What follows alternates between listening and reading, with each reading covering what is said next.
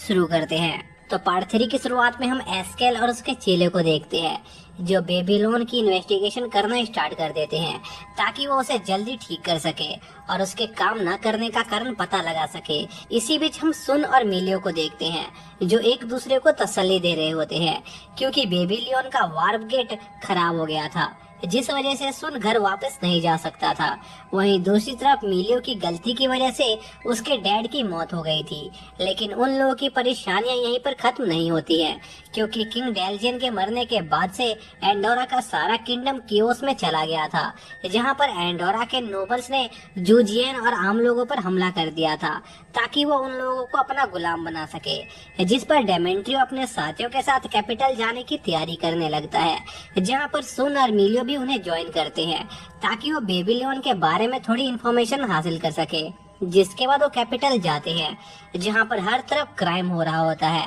और नोबल्स आम लोगों को बंदी बना रहे थे, जिस पर डेमेंट्री और उसका ग्रुप उन लोगों की जान बचाते हैं, जिस पर उस विलेज के लोग उन्हें खाना पीना देते हैं और कैपिटल में हो रहे सारे दंगों के बारे में बताते हैं। इसी बीच हम उसी लॉर्ड को देखते हैं, जो डेमेंट्रियो से अपनी हार को लेकर काफी गुस्से में होता है। कभी कोई इंसान उस आदमी को जान से मार देता है और वो आदमी कोई और नहीं बल्कि वो लायन जूजियन होता है, जो वार्प गेट से सरफेस तक ट्रैवल नहीं कर पाया था और कुछ इविल स्पिरिट ने उसकी बॉडी पर कब्जा कर लिया था। जिसके बाद डेमेंट्री और उस जूजियन के बीच में फाइट होने लगती है, जहां पर वो लायन जूजियन डेमेंट्री को जान से मारने वाला होता है, लेकिन गिदोरा सही समय पर वहां आकर उसे बचा लेता है और उस लायन जूजियन से लड़ने लगता है, क्योंकि उसने उसके सभी साथियों को जान से मार दिया था। और लड़ाई के दौरान गिधोरा उस लायन जूजियन को काफी घायल कर देता है, जिस पर वो वहां से भाग जाता है। और अब जब किंग की डेथ हो गई थी, तब गिधोरा के पास कोई मकसद नहीं बचा था,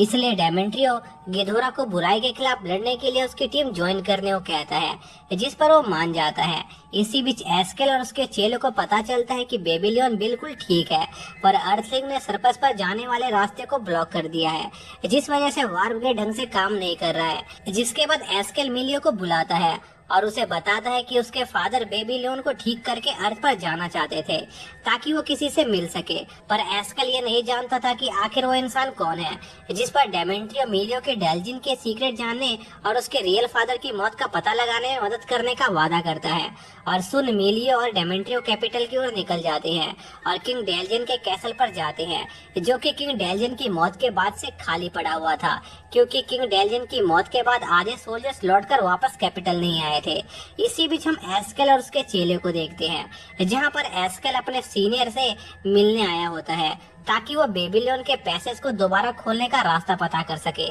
इसी बीच एस्केल का सीनियर उन्हें बताता है कि कैपिटल पर कुछ अजीब से क्रिएचर ने अटैक कर दिया है। इसी बीच हम मिलियो को देखते हैं, जो अपनी रॉयल आर्मी और डेमेंट्रियो के साथियों के साथ मिलकर उन मॉन्स्टर का सामना कर रहा होता है। और हमें पता चलता है कि उन मॉन्स्टर के यहाँ आने का कारण वो लायन जूजियन था, जो हाफ मॉन्स्टर बन गया था, जिस पर वो लोग उस जूजियन से लड़ने लगते हैं, जहां पर वो लोग लड़ाई के दौरान उस लायन जूजियन को बहुत घायल कर देते हैं, जिस पर वो वहां से भाग जाता है और उसके वहां से जाते ही वो मॉन्स्टर भी वहां से गायब हो जाते हैं। जिस पर डेमेंट्रियो उस जूजियन को हमेशा के लिए मारने का फैसला करता है, जिस पर गिधोरा और डेमेंट्रियो के कई सारे साथी उस जूजियन को मारने उसके पीछे निकल जाते हैं। इसी बीच एस्केल और उसके चेले को एक खतरनाक बात पता चलती है कि एंडोरा के वार्प पार्टिकल्स की गिरावट में और ज्यादा तेजी आ गई है और अगर ऐसा चलता रहा तो जल्द ही एंडोरा तबाह हो जाएगा। इसलिए वो दोनों इसकी जड़ का पता लगाने में जुट जाते हैं। इसी बीच मिलियो और सुन उसी जगह जाते हैं जहां पर सुन पहली बार अपीयर हुआ था, लेकिन वहां वो दोनों गलती से एक खाई में गिर जाते हैं, जहां पर उन्हें फार्मा नाम का एक प्रिजनर मिलता है, जो कि पिछले किंग की यूनिट का लीडर था और उसे प्रिजन में इसलिए बंद कर दिया गया था क्योंकि मिलियो के फादर अल्जराम और किंग डेल्जियन एक साइंटिस्ट की चाल में फंस गए थे, जो अर्थ से आया था। और जब फार्मा को यह बात पता चलती है कि सुन भी अर्थ से है, तो वो सुन पर अटैक कर देता है। लेकिन तभी सुन की बॉडी से एक ब्लू स्टोन निकलता है, जो सुन और मिलियो को अर्थ पर टेलीपोर्ट कर देता है। और अर्थ पर पहुंचने के बाद सुन मिलियो को अपने घर पर ले जाता है, जहां पर सुन की मॉम उन दोनों का स्वागत करती है। जिसके बाद सुन मिलियो को अपने डैड की लैब पर ले जाता है और उन्हें सारी बात बताता है ताकि सुन के डैड मिलियो को वापस एंडोरा भेजने का कोई तरीका ढूंढ सके। लेकिन इस बातचीत के दौरान ही मिलियो को एक फ्लैशबैक दिखाई देता है, जहां पर उसे पता चलता है कि सुन के डैड ही वो आदमी थे जिसने एडवांस टेक्नोलॉजी टेक्नोलॉजी का लालच देकर किंग डेलजियन और मिलियो के डैड को धोखा दिया था। और इसी के साथ हमें ये भी पता चलता है कि असल में सुन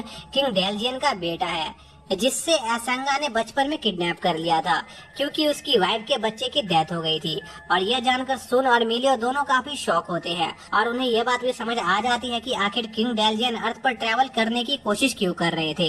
तभी एसनागा मिलियो को शूट करने की कोशिश करता है, लेकिन सुन और मिलियो वहाँ से अपनी जान बचाकर भाग जाते हैं। जिसके बाद हम पास्ट का सीन देखते हैं, जहाँ पर एसनागा अपनी वाइफ द्वारा खोजे एक स्टोन पर रिसर्च कर रहा था, जिसने उसे एक अजीब से वर्ल्ड में टेलीपोर्ट कर दिया था, जिसे एंडोरा कहा जाता था, जहां पर किंग अल्जराम असंगा का बहुत अच्छे तरीके से स्वागत करते हैं। लेकिन एसनागा के एंडोरा को लेकर कुछ अच्छे प्लान नहीं थे, क्योंकि वो एंडोरा के वार पार्टिकल्स को अपनी रिसर्च के लिए चुराना चाहता था, जिसके लिए वो किंग अल्जराम और उसके छोटे भाई डेलजियन को अर्थ की एडवांस टेक्नोलॉजी देने का लालच देता है। इसी बीच एसनागा को उसके न्यू बॉर्न चाइल्ड की डेथ के बारे में पता चलता है, जिस पर वो किंग डेलजियन के बीमार बच्चे को चुराने का प्लान बनाता है और किंग एल्जराम के साथ बेबीलोन को ठीक करने की डील करता है, जिससे वो लोग अर्थ पर डेलजियन के बच्चे का इलाज कर सकते थे और किंग एल्जराम को अर्थ घुमा सकते थे, जिस पर किंग एल्जराम तैयार हो जाते हैं। लेकिन जैसे ही बेबीलोन काम करने लगता है, एसनागा किंग एल्जराम को धोखा दे देता है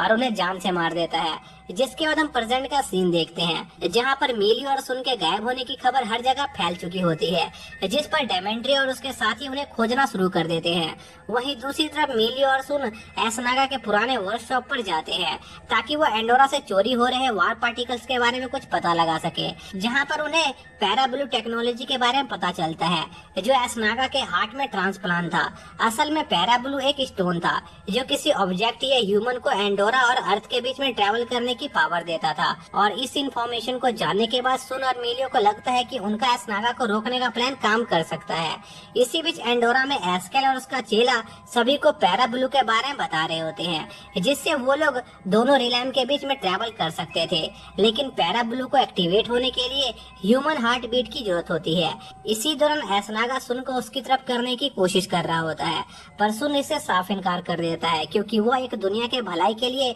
दूसरी दुनिया को तबाह नहीं होने देना चाहता था। जिस पर एसनागा सुन पर गन पॉइंट कर देता है और उसे शूट करने वाला होता है, जिससे सुन की हार्ट बीट तेज हो जाती है और पैराब्लू एक्टिवेट हो जाता है और सुन और मिलियो वापस एंडोरा में टेलीपोर्ट हो जाते हैं। और इसी के साथ ये पार्ट यहीं पर एंड हो जाता है।